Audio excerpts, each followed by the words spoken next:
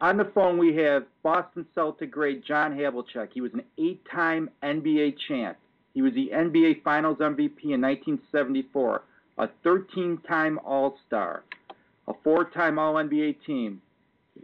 He was on the All-Rookie team, NCAA champ. John, you did it all. Well, I tried. And now you're a promising golfer, right? Golf game has gone by the wayside. I'm not playing very well, and I'm still playing, so that's a good thing. You need Red Auerbach around to motivate you. I think so. That would be a good thing. He didn't like golf. He says it's like watching grass grow. I mean, you had the two personalities. You had Red Auerbach, and then when you were at Ohio State, weren't you teammates with Bobby Knight? Absolutely. What was Bobby Knight like in college? He was intense, very good shooter, and defensively he didn't have the quickness that a lot of people had, but he was always in position and, a player that helped us through some of the games that we played by contributing in various ways. One of your Buckeyes teammates was Jerry Lucas. Did he do card tricks and things like that he ended up doing later on the Tonight Show back in the day? He was always off the wall with everything that he does now. He did then, and he just improved on it as time went on. But he was a phenomenal mind, and sometimes it's scary the way he thinks. At Ohio State, what made you so successful there? Was it just the camaraderie of the team or the coaching? Well, Fred Taylor was our coach, and I learned probably more from Fred Taylor than anyone else about playing the game the right way and being in the right spot at the right time and understanding how to play defense more so than offense. And that was my role on the team because our recruiting class had 5 guys that probably averaged 30 points a game in high school. And I knew as freshmen we weren't going to score 150 points a game, and Fred Taylor was selling defense. So I sort of followed that plan and got me into the lineup a little quicker than I probably would have otherwise. Yeah, I mean, you had a couple other guys, Larry Siegfried, Mel Knoll, pretty good ball players, too, in college. You know, they were great college players and great high school players. Both of them averaged a lot of points, and both of them understood the game, and we ran the fast break, and, 65% of our offense was basically due to the fast break, and we ran the fast break differently than most people do. We brought the ball down the side rather than the middle because Fred Taylor had a philosophy of doing it that way could end up getting us a better shot. Because usually when you avoid the sidelines so you don't get trapped. How did you avoid getting trapped when you went down the sidelines? On a fast break, most of the time people play the tandem defense, and when that occurred, it gave us a free line to the basket. And, we were excellent passers and good decision makers, and they were not used to seeing the ball brought down the floor that way, so it probably confused some of our opponents. See, I'm old enough to remember having watched you guys played, and there's a part of me that would like to see that Ohio State team go up against the Lou Alcindor UCLA teams. How do you think that would have been? It probably would have been a good game. They probably would have had the advantage with Kareem being in the center position, and Jerry probably would have taken him outside. So, it would have been a cat and mouse game and one of those games that, everyone would want to watch. And I see you got drafted by, the Browns, too, in 1962, and you briefly were on that team on training camp that year. What was it like? Wasn't Jim Brown on that team and Paul Warfield? Yeah, Jim Brown. Paul Warfield was still in college. He was a freshman or sophomore when I was a senior, and Woody had him playing defensive back. But Paul was also a baseball player, so he played baseball for the Buckeyes. And Jim Brown was on that team as well as Lou Groza, and the quarterbacks were Jim Danowski and Frank Ryan. And, Jim Houston was an all-pro defensive end and, a lot of great players on that team. And I was with them for about 4 weeks, 2 weeks of preseason, then 2 weeks of the exhibition season. And I ended up being the last guy cut, so it was a good move by the Lord telling me that I should be a basketball player, and I never looked back, even though they tried to get me back 6 years in a row. Really? But you were smart enough to stick with a sport that had a little less contact Right. and a lot more longevity. Paul Brown was the coach that year, and the next year Blanton Collier took over, and he wanted to make me a free safety, I believe. So I don't think I would have liked that. How did you get the nickname Hondo? Mel Knoll, my teammate at the time at Ohio State, couldn't pronounce my last name, so he said, we'll call him Hondo. And they said, why? And he said, because he looks like John Wayne from the side, and that movie Hondo was quite popular at the time. So you go from being a starter in college to being a sixth man in the NBA. What was that transition like? You know, all I wanted to do was play, and I knew I wasn't going to break the starting lineup of a team that won about 4 straight championships. So all I wanted to do was be a contributor, and I felt that, you know, by being able to play defense as a rookie, Auerbach was allowed to use me more, because that's usually one of the weak spots of a college player coming into the game, and I was able to end up 5th in playing time that year, which was unusual for a rookie with the Celtics, and I think I averaged about 14 points a game, so I was probably one of those commodities that he didn't realize was going to be as useful as I was. You're the all-time leading scorer in Celtic history. I mean, more points than McHale, Bird, Parrish, Russell. I mean, Paul Pierce just passed Larry Bird the other day. When people say that Paul Pierce is the second best player in Celtic history, how do you respond to that? You know, everyone has their opinion, and it depends on who you talk to. Like, you know, when Oscar Robertson and Jerry West were the 2 best guards in basketball, no one mentioned Sam Jones. Sam Jones is one of the great players of all time, and it just depends on who has an opinion. And, you know, Paul Pierce is probably the best one-on-one player that the Celtics have had over the years. And I think that, you know, he has a tremendous ability to close games out with his ability to get a good shot at any time he wants to get a good shot. And that's unlike anything that the other players who I played with had that ability. You played with a fairly good big man in Bill Russell. What was he like as a teammate? Bill Russell was all about winning, and, you know, he really could have averaged 20 points a game if he wanted to, but that wasn't important to him. And as you look at his career, he won 2 NCAA championships, a gold medal, 11 championships. He never lost a championship game or the final game, so no one else can ever say anything like that. So that's a testament to his ability to engage his teammates to do the right thing and be able to play the game to win.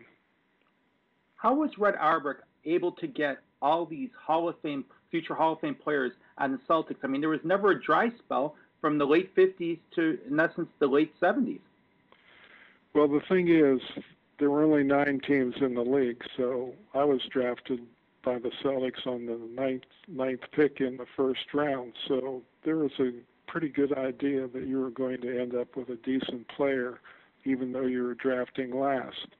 And over the years, Red Auerbach never deviated from his way of teaching people how to play the Celtic way and being able to go through a lot of his basketball cronies to find a player that maybe no one else had ever seen. Red Auerbach never saw me play 1 game until I went to his training camp with some of the Celtics at the boys' camp that he ran for so many years. And when he saw me play, he thought he had a pretty decent player. But Sam Jones was a player that he drafted that no one knew about, because Bones McKinney, an old player of his, who was a coach at Wake Forest, had been given a call by Red and said, is there anyone in the ACC that I should look for a possible draft choice in the upcoming draft? And Bones said, no, there's not anyone in the ACC, but there's a kid at North Carolina College who's the best guard in the South named Sam Jones.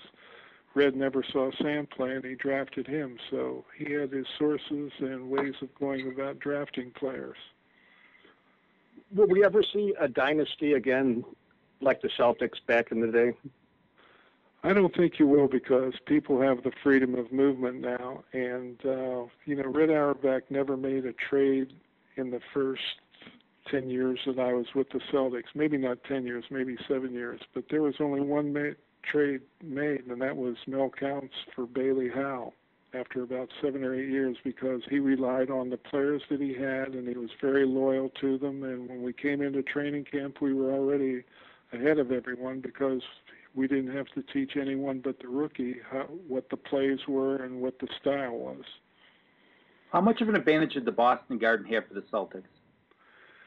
Well, we'd like to think that it was an equal opportunity for everyone, but everyone that came there felt that there were ghosts and leprechauns and everything else, dead spots on the floor, and we knew where they were and they didn't. We let that creep into their mentality, and we just let them thrive on it, because we had a clock that was a hockey clock, and no one could understand how much time there was, because hockey clocks are 15-minute periods, and the Celtic basketball clock is 12 minutes. Well, they never knew whether it was 11 minutes, 12 minutes, 10 minutes, or whatever, and it wasn't digital in those days. So that was one of the advantages we had. Do you think the NBA is better off nowadays with players sort of being able to say where they want to go? Dwight Howard wants to find some place to go. LeBron James got to handpick where he goes. Or do you like it better back when teams actually organizations built the teams themselves? Well, you'd like to see it both ways. You'd like to see them stay together, and you'd like to see them be able to move and make money, because everyone in this country has an opportunity to do what they want, and it's no different in basketball. If you can better yourself by moving to another organization, so be it. But it would be nice to have both types of things involved, where you would have teams that would stay together for a while, but that's probably not going to happen, because the team gets a little older and they start losing some of their players, and then all of a sudden the good players want to be with a team that's in contention. So it's going to be something that is going to continue. In the '65 Eastern Conference Championship, when Russell's pass struck that wire, Red Auerbach probably was fuming then, thinking, this could cost us the game. Well, the thing is, we thought that the wire was not in bounds, which it was in bounds, I guess, and by being in bounds, it gave the ball back to Philadelphia and set up a scenario that could possibly cost us the Eastern Conference Championship, but for some reason it didn't happen, and we were able to go on to win that game with me stealing the ball. And Auerbach had been arguing with the officials for about 45 seconds, and when he came back to the huddle, there was not a whole lot to be determined, other than the fact that we said, do not foul them, because if you foul them, you're going to give them a chance to tie it or win the game, because we were only up by one at the time. But fortunately, things happened positively for me and the Celtics, and we were able to go on to another championship round and win another championship. Okay. And was the best game you ever played in that overtime game in the '76 finals against Phoenix? Well, I thought I played a better game in 1974 against Milwaukee, because in the triple overtime game, I'd been hurt from the second game of the series against Buffalo, and even missed a game or two here or there along the way, because I had a torn plantar fascia. And in that game, I figured I might be able to play 15, 20, 25 minutes, but I ended up playing, I think, 53 or 58, something like that. And it was one of those things that adrenaline keeps you moving and keeps you going. And it was exciting, because you thought you won it, then you thought you lost it, then you thought you won it again. And it was an ebb and flow game that unlike any other that I've ever played in. We talked to numerous Hall of Famers and potential Hall of Famers, and the majority would say Bill Russell was the greatest player that ever played. But Bill Russell basically said that you're the best all-around player you ever saw. How does that make you feel? Well, I value his opinion, and the thing is, we had a great relationship, because he had his assets and I had my assets, and, putting them together to form a companionship with a team that thought the same way was one that, everyone enjoyed being a part of, because I tried to play offense, defense, the mental game, the physical game, whatever it took. And during Russell's last season and last game against the Lakers, he told us we were going to win the game because they were not a team that could run with us. And I said, get me the ball and I'll make everyone run. And at halftime we were up by 13, I think, something like that, just because of the pressure we put on offensively. They start making a lot of shots in the second half, and it came down to a 1 or 2 point game, which we eventually won. But that particular series, Russell played every minute of every game, which was 7 games, and I played every minute but 1 game. And when we went into the locker room after the final bell had sounded and we were the last to get dressed and we were the last to shower, we both weighed ourselves. And I started the season at 210, and I was 189. He started the season at 240, and he was 211. So it shows you what kind of toll the season takes on you. And that was without drinking any fluid or anything like that after the game. So we were truly spent and glad to win it. Did you enjoy today's NBA?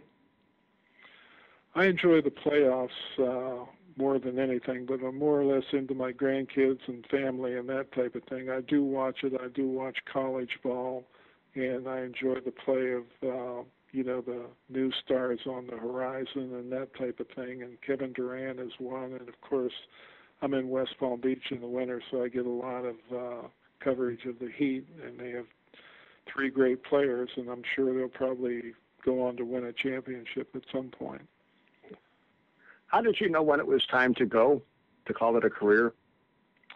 Well, I probably could have played another year, maybe even 2 with the right team had Bird come along. But, my final game, the starting backcourt was Dave Bing and myself. So we were the oldest backcourt in the league at about 74 years of age. And I figured it was time to go because you don't have 38-year-olds carrying teams anymore. And I didn't see the horizon being one that was going to be great. Had Bird come along that year, maybe I would have hung around for another year. I talked to Bob Cousy yesterday. He says he's kind of like Howard Hughes now. He's a recluse. He doesn't give interviews. But you played with him for 1 year. What was he like?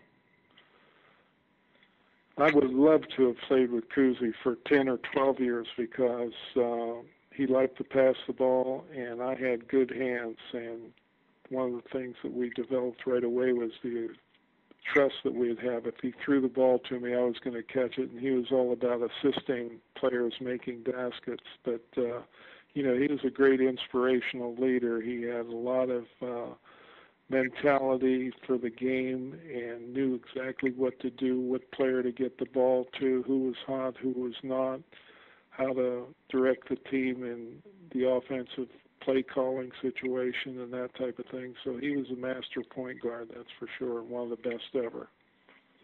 What was it like having your number 17 retired at the Garden? Well, there were so many numbers retired that I never thought that I would, when I first came there, to be a part of that ceremony. But after winning 8 championships and being involved with so many great players and great teams, I find it to be one of the highlights of my career. Thank you so much for your time, Mr. Havlicek. It was a pleasure talking to you. Okay, take care. My pleasure. Thank you. Thank